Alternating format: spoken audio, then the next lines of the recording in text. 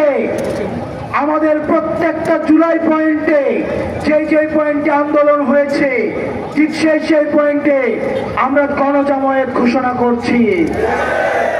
প্রিয় সহযোদ্ধা, যতক্ষণ না পর্যন্ত এই লড়াই বাংলাদেশপন্থী এবং ফ্যাসিবাদপন্থীদের লড়াই, যারা দীর্ঘ 1.5 দশকের বেশি সময় ধরে বাংলাদেশকে বর্গা দিয়ে আমাদেরকে শাসন করেছে, তাদের বিরুদ্ধে আমাদের লড়াই। যেই সিদ্ধান্ত জনগণ 5ই আগস্ট নিয়েছে, সেই সিদ্ধান্তের আইনগত ভিত্তি প্রতিষ্ঠা করার লড়াই। গতকাল রাত 10টা থেকে আমরা আমাদের অবস্থান কর্মসূচি আমরা শুরু করেছি। আমরা জানি না এই কর্মসূচির শেষ কোথায়। যতক্ষণ না পর্যন্ত আওয়ামী লীগকে নিষিদ্ধ করা হয়, ততক্ষণ পর্যন্ত আমাদের এই অবস্থান কর্মসূচি অব্যাহত থাকবে।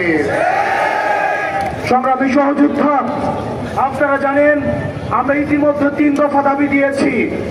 3 দফার মধ্যে প্রথম দফা হচ্ছে আওয়ামী লীগকে সন্ত্রাসী সংগঠন ঘোষণা করে আওয়ামী লীগের যত সহযোগী সংগঠন রয়েছে সকল সংগঠন সহ আওয়ামী লীগকে সন্ত্রাসী সংগঠন হিসেবে নিষিদ্ধ করতে হবে।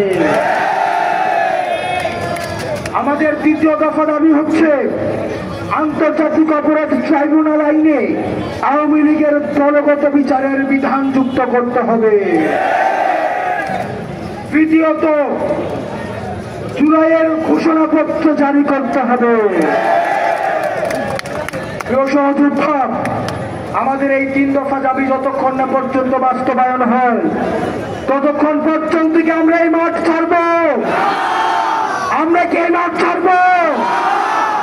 পাশাপাশি আগামীকাল বিকাল 3টার দিকে শাহবাগে গণজামায়াত ঘোষণা করা হচ্ছে।